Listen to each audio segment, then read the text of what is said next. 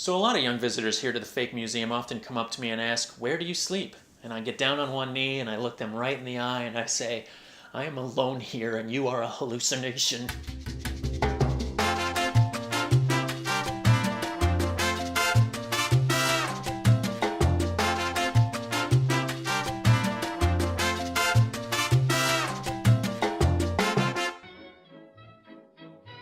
Hi there, I am Human Subject 957 and we are on day 20, or as they call it at Starbucks, large. So there's no TV to be watched here at the Fake Museum, but that's okay. Most of today's programming is garbage anyway. A cooking competition show followed by a weight loss competition show, or some belligerent jerk showing up to your house and rearranging your furniture. I just checked out the exhibit on the original Peking to Paris.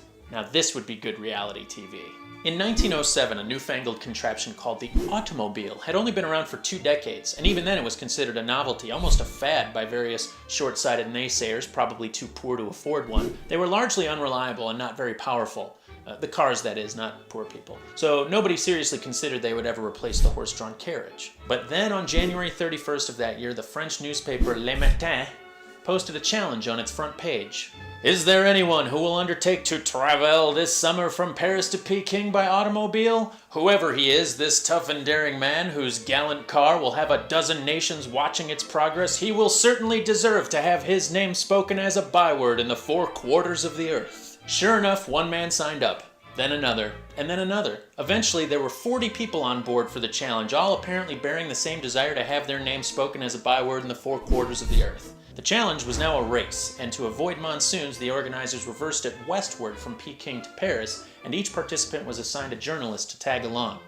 Then the organizers canceled the entire event. That didn't stop 5 teams from showing up anyway. They were Prince Luigi Marcantonio Francesco Rodolfo Scipione Borghese, also thankfully known as just Scipione Borghese, who, in addition to his accompanying reporter and his 1907 Itala, brought a chauffeur.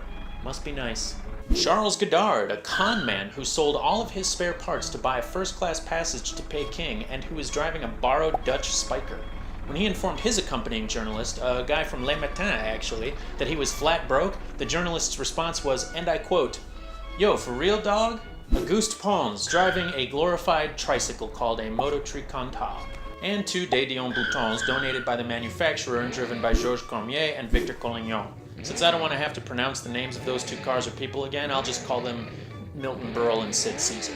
None of the cars had been tested off-road, and almost no stretches of the 9,300-mile journey through the mountains and deserts had ever seen such a contraption, let alone were conducive to getting around on anything with wheels. The only thing these clowns had going for them was established checkpoints throughout the journey supplied with a modest amount of fuel, which was not easy to come by. On June 10th, 1907, 4 cars and a motorized tricycle sped off into the dirt outside of what is now Beijing, and it started to rain. These vehicles were not equipped with windshield wipers, and honestly, a little rain and some mud in your spokes doesn't even scratch the surface of the problems our intrepid racers were about to endure. I give you the mountains. Between China and the Mongolian plains is a large stretch of treacherous mountain ranges that was almost the death of everyone.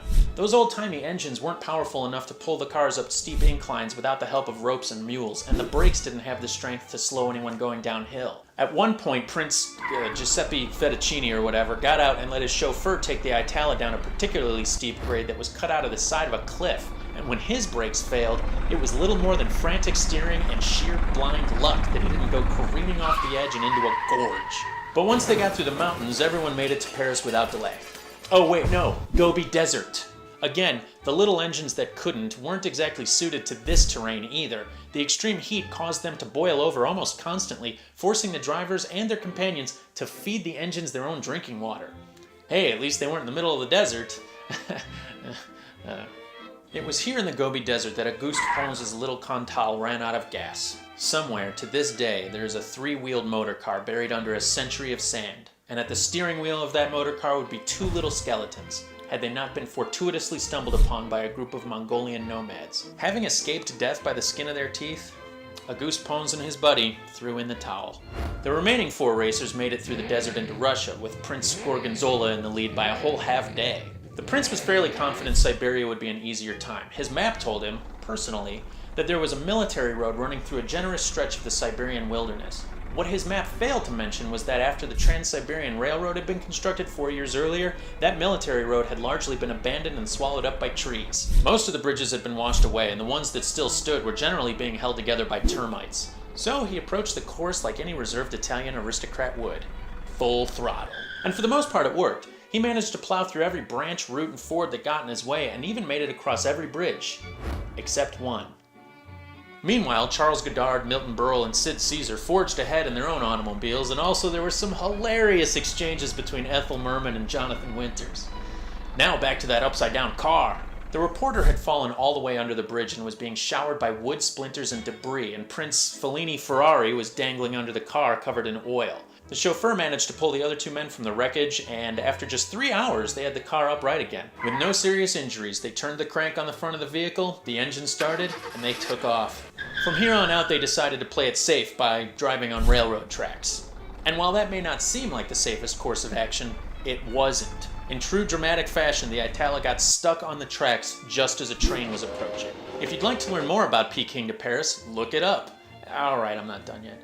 They got the car off the track with nary a moment to spare, and then the wheel broke. I'm not making this up. A serendipitously nearby Russian blacksmith made the repairs, and the Prince Stromboli team made it to Moscow a whole 17 days ahead of the other racers.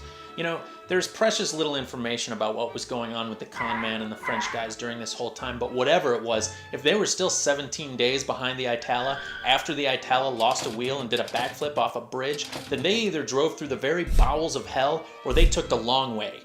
East. The trip was fairly uneventful once they'd reached the civilized roads of Europe. A police officer in Belgium pulled over the prince for speeding. The reporter for Le Matin, who was riding with Charles Goddard, kicked Goddard out of the car in Berlin over some vague financial matter and continued without him. No biggie. On August 10th, after 61 days, the Itala rolled into Paris, whose streets were lined with cheering hordes of people wearing stripy shirts and berets and waving baguettes around. 20 days later, the other 3 cars arrived, presumably to less fanfare. Prince Luigi Marcantonio Francesco Rodolfo Scipione Borghese was the winner of the race, and thus it was his name that was spoken as a byword in the 4 quarters of the earth, which subsequently plunged the globe into calamitous noise, a cacophony from which it has never recovered.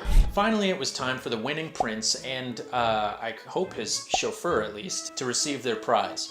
What was their award? For traversing over 9,000 miles in an untested newfangled contraption, braving every element and defying death at nearly every turn, they received a bottle of champagne. I guess the lesson here is that if you put your mind to it and you're rich, you can accomplish anything, and maybe you'll get some booze out of the deal. If you'd like to know more about Peking to Paris, look it up. And if you already know more, leave your wisdom in the comments. This is Human Subject 957 signing off.